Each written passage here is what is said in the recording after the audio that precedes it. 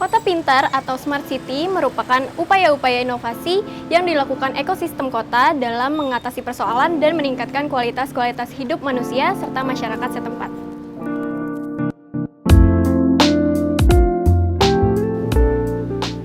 Kota Bogor sudah masuk sebagai salah satu kota atau kabupaten dengan penerimaan penghargaan gerakan menuju 100 Smart City di tahun 2017.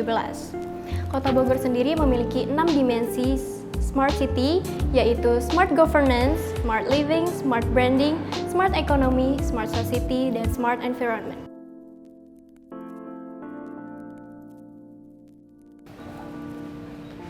Pada episode Bito kali ini, kita kedatangan narasumber yaitu Bapak Oki, selaku Kepala Bidang E-Government Dinas Komunikasi dan Informatika Kota Bogor.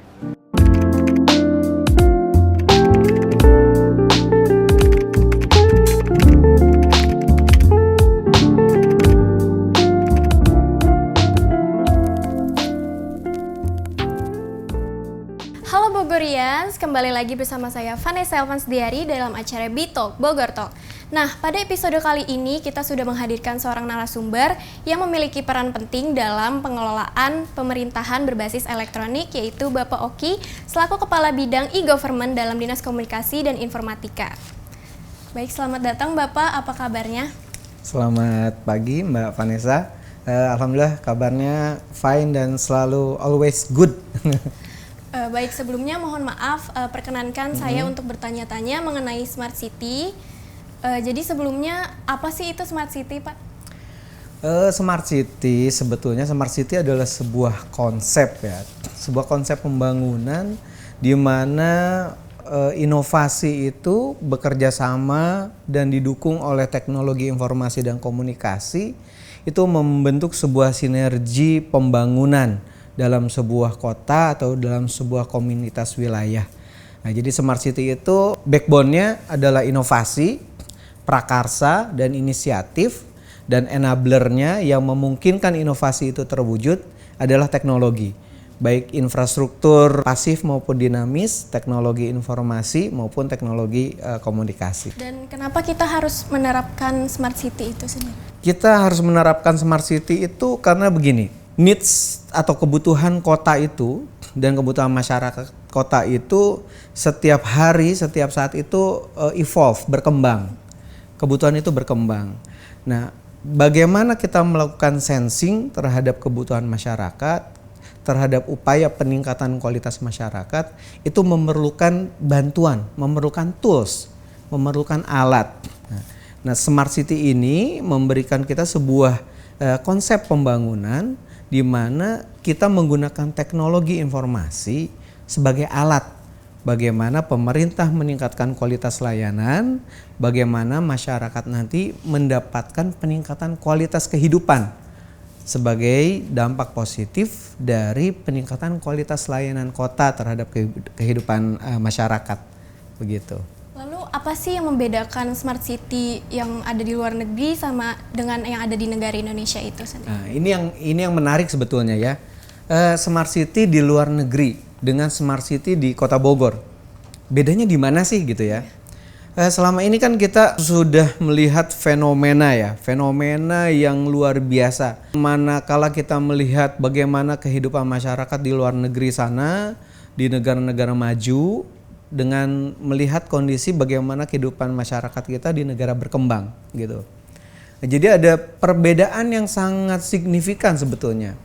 Kalau kita melihat platformnya sebetulnya sama. Platform Smart City yang dikembangkan di Indonesia, ya ini kan kita sedang dalam proses membangun ya, proses menerapkan inisiatif Smart City. Dengan platform Smart City yang ada di luar negeri itu sebetulnya sama. Sama-sama menggunakan teknologi sebagai enablernya gitu. Tetapi yang berbeda, yang membuat berbeda adalah kapan mereka memulai inisiatif Smart City. Di situ titik beratnya. Saya contohkan saja misalnya London ya. London itu di Inggris sana itu sudah mulai menggunakan inisiatif Smart City sejak tahun 1854. Di mana saat itu mereka mulai menggunakan dan mengelaborasi data Data-data digali secara komprehensif, kemudian dengan data itu mereka melakukan perencanaan, evaluasi pembangunan kota untuk menyelesaikan permasalahan-permasalahan kota.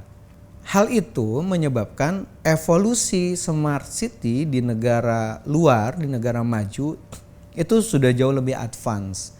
Baik di bidang government teknologi, housing teknologi, transport teknologi gitu ya, health teknologi, semuanya sudah berkembang.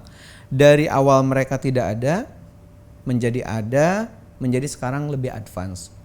Nah, Kota Bogor sebagai salah satu kota yang sekarang sedang mengimplementasikan konsep Smart City, itu sebetulnya tinggal menerima buah saja.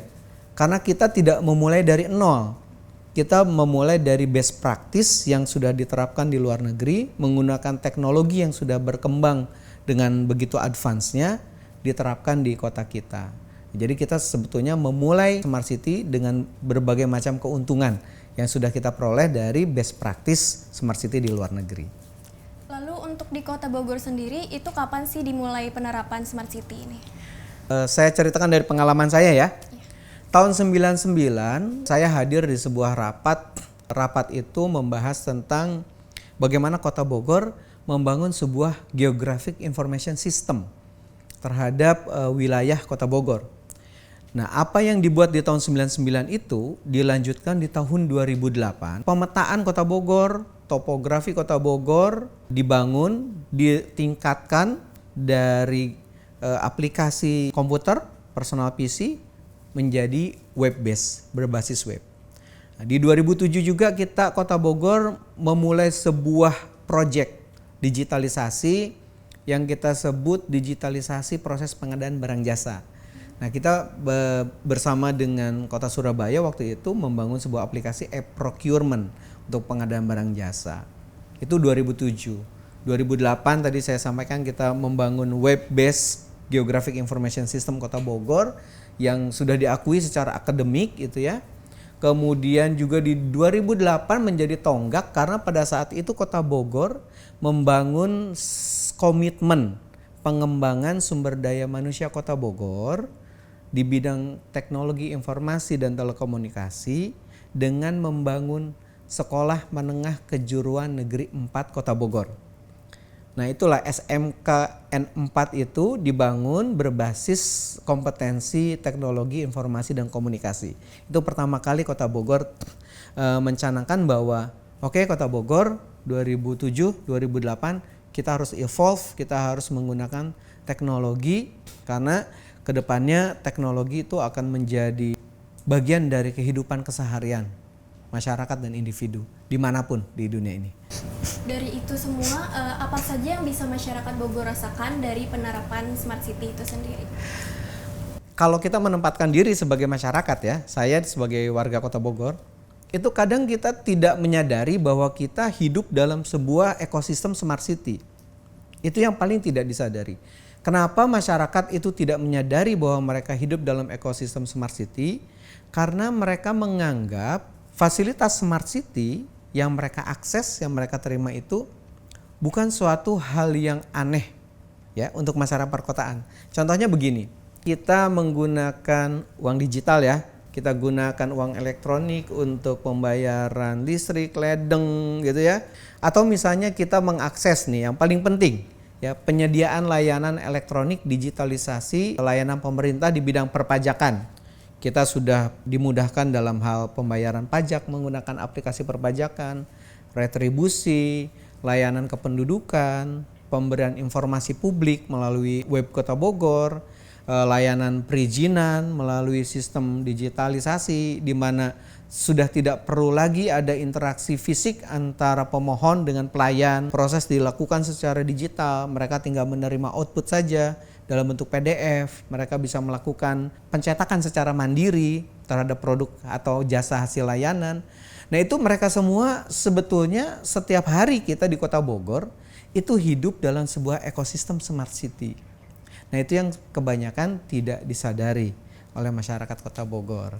Tetapi intinya adalah begini, sejauh mana masyarakat merasakan inisiatif dan konsep Smart City di Kota Bogor, bahwa Kota Bogor sekarang menjadi jauh lebih lovable, dan lebih livable buat masyarakat Kota Bogor. Siapa yang harus berperan dalam terwujudnya Smart City ini? Kita semua berperan. Karena gini, Smart City bukan hanya butuh smart people. Kadang orang bicara ya, Smart City needs smart people. Lalu kalau semuanya smart people, benchmarknya kemana kan gitu ya. Jadi semuanya itu saling mengisi. Diisinya oleh hal seperti ini, misalnya gini. Semua masyarakat dalam sebuah komponen Smart City itu memiliki kewajiban yang sama, hak yang sama. Mereka memiliki peranan penting dalam pembangunan kota, terutama dalam melakukan sensing. Sensing itu mereka merasakan dengan mengindrakan. Bagaimana sih kota saya? What's wrong sih dengan kota saya? Oh, ada hal yang harus diperbaiki di kota saya. Karena nomor satu misalnya mengganggu kenyamanan, atau yang paling berat adalah mengganggu keamanan, safety publik misalnya itu. Nah itu semua orang berhak melakukan sensing itu, dan setiap orang itu punya hak juga untuk menawarkan, mengoffer solution, menawarkan solusi kepada pemerintah kota. Bahkan di level yang lebih tinggi sebetulnya masyarakat dalam bentuk komunitas itu bukan hanya mengoffer solusi lagi. Di negara-negara maju yang sudah advance, itu masyarakat sebagai komunitas bahkan doing something, melakukan action menjadi solusi, menghadirkan solusi terhadap permasalahan yang ada. Nah, jadi sejauh itu sebetulnya peranan setiap individu dalam sebuah ekosistem Smart City. Dan sejauh ini penerapan Smart City itu di Bogor bagaimana, Pak? Bicara penerapan Smart City di Kota Bogor, kalau dulu itu kita mengawali inisiatif Smart City itu sporadis ya, silo gitu, masing-masing aja gitu, belum terarah. Nah mulai tahun 2013 kita sudah mulai mengarahkan arah Smart City, kita mau kemana nih, Kota Bogor mau kemana. Nah itu semuanya dibentuk secara formal dan terstruktur, dibungkus dengan baik dan rapi dalam sebuah master plan, dalam sebuah rencana induk e-government Kota Bogor tahun 2013-2018. Nah itu semua terintegrasi, sifatnya inklusif. Inklusif itu artinya perencanaan induk e-government ini tidak berdiri sendiri. Dia juga sinkron dengan rencana pembangunan jangka menengah daerah atau RPJMD daerah. Dan tidak berhenti di situ, di tahun 2017 kita juga memproduksi sebuah master plan perencanaan induk Smart City Kota Bogor tahun 2017-2021. Nah sekarang kita dalam fase akan melangkah ke 5 tahun ke depan, bagaimana kita menyusun rencana induk Smart City yang baru 2022-2027 dengan tetap memperhatikan jati diri Kota Bogor. Yang pertama sebagai Smart City, sebuah kota yang heritage. Yang kedua Green City, komitmen terhadap environment Kota Bogor, lingkungan Kota Bogor, kota hujan, kota banyak pohon, kota rindang, kota nyaman, kota sejuta taman. Nah yang ketiga kita komitmen untuk mewujudkan visi Kota Bogor sebagai kota yang ramah keluarga dengan komponen kesejahteraan masyarakat, kesehatan masyarakat, dan masyarakat yang cerdas di Kota Bogor. Lalu untuk kedepannya apakah akan ada program yang baru untuk di Smart City sendiri? Pasti ada. Karena apa? Karena semua masyarakat, semua stakeholder Smart City Kota Bogor setiap hari punya inovasi, punya mimpi. Dan kalau dulu itu mewujudkan mimpi tidak mudah, sekarang mewujudkan mimpi bukan berarti mudah, tetapi jauh lebih mudah dan kita punya prasarana dan sarana untuk mencapai itu. Saya contohkan begini, DKI Jakarta ya, kita tahu DKI Jakarta. Kalau kita ke DKI Jakarta pasti kita kaget dengan Smart City DKI Jakarta. Ini kemarin belum ada nih, sekarang udah ada. Nah Bogor pun sudah memasuki fase seperti itu. Bogor seperti itu. Misalnya masyarakat kaget dengan bagaimana masifnya pembangunan Kota Bogor. Kita bikin jalan lingkar yang baru, memberikan akses baru ke masyarakat, layanan bis kita yang terintegrasi. Setiap hari akan ada yang baru. Dan masyarakat Kota Bogor mudah-mudahan juga siap dengan perkembangan ini, siap dengan sesuatu yang baru setiap saat di kehidupan mereka. Menurut Bapak sendiri, apakah ada tantangan tersulit dalam menerapkan Smart City ini terlebih di Kota Bogor sendiri? Smart City itu setiap konsep, setiap ide, setiap inovasi adalah tantangan, adalah challenge. Nah, yang penting adalah kita bisa melihat chances ya, kita bisa melihat peluang di setiap tantangan itu. Karena apa? Karena setiap challenge itu yang kemudian kita sepakati untuk kita terapkan, itu kan pada akhirnya menjadi suatu kebijakan publik ya. Nah, pada prinsipnya tidak semua apa yang kita lakukan, apa yang kita bangun itu mendapatkan dukungan dari masyarakat. Pasti ada yang resist, ada yang oposisi, ada yang mendukung. Nah, tetapi kembali lagi ke setiap rencana itu yang menjadi pertimbangan utama adalah apakah yang kita lakukan, yang akan kita implementasikan itu bisa menghadirkan manfaat bagi masyarakat, bisa menghadirkan peningkatan kualitas hidup masyarakat, bisa meningkatkan kualitas layanan pemerintah terhadap masyarakat. Nah, itu bungkusnya, tujuannya seperti itu. Akan kembali lagi kepada tujuan Smart City awal, meningkatkan layanan masyarakat, meningkatkan kualitas kehidupan masyarakat gitu. Baik, selanjutnya pesan untuk masyarakat nih Pak, Kota Bogor mengenai Smart City itu sendiri apa? Nah, izinkan saya untuk melihat diri saya dulu ya. Kadang juga sebagai bagian dari sebuah ekosistem Smart City, kadang kita juga nggak smart ya.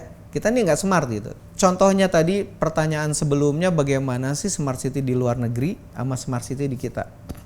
Smart City di kita itu masih bayi ya, masih merangkak ya. Smart City di luar itu udah advance. Artinya Smart City di luar negeri itu sudah terbentuk sedemikian rupa menghasilkan sebuah budaya Smart City, budaya. Nah, kalau di kita ini belum sampai ke tahap itu, masih jauh ke budaya. Kenapa saya bilang seperti itu? Contohnya begini, masa sih kita mau nyebut diri kita Smart City tapi masih ada motor yang jalan di atas trotoar? Kan nggak lucu ya, kita bilang Smart City tapi masih ada motor yang jalan di atas trotoar. Atau kita bicara Smart City, kita udah kasih pelikan, lampu pelikan tuh ya, yang kalau kita mau nyebrang jalan pencet, nyala, ada suara alert, lampunya merah, semua harus stop, orang lewat. Tetapi mobil masih aja bablas, udah tahu lampunya merah nih, si pelikan ini buat pedestrian menyeberang jalan, dia tetap aja hajar terus. Nah, jadi memang concern kita bersama untuk meningkatkan sense of belonging masyarakat terhadap kotanya. Sense of belonging masyarakat terhadap semua aset yang ada di sekitarnya yang berguna dan bermanfaat bukan hanya untuk dia tapi untuk publik. Dan kemudian yang paling penting adalah bagaimana konsep Smart City ini bisa memiliki daya ubah tradisi yang tidak baik menjadi baik, budaya yang jelek menjadi budaya yang baik, budaya yang tidak patuh hukum menjadi budaya patuh hukum gitu ya. Kemudian memiliki daya dorong terhadap kemajuan warga Kota Bogor bersama-sama maju, dan daya ungkit. Daya ungkit ini artinya kita memiliki kemampuan untuk meningkatkan skala ekonomi Kota Bogor. Nah, kalau konsep Smart City dan implementasi sudah mampu menghadirkan daya ubah, daya dorong, dan daya ungkit, nah disitulah kita benar-benar bisa merasakan bahwa Smart City nantinya bisa mendrive Kota Bogor, menciptakan sebuah budaya baru, budaya Smart City yang nantinya akan menjadikan Kota Bogor kota heritage tetapi modern yang memiliki kelas dunia, seperti itu. Nah, itu dia Bogorians, perbincangan kita kali ini dengan Bapak Oki selaku Kepala Bidang E-Government dalam Dinas Komunikasi dan Informatika Kota Bogor. Semoga informasi yang disampaikan dapat berguna bagi kita semua dan sampai jumpa di episode-episode selanjutnya. Sampurasun!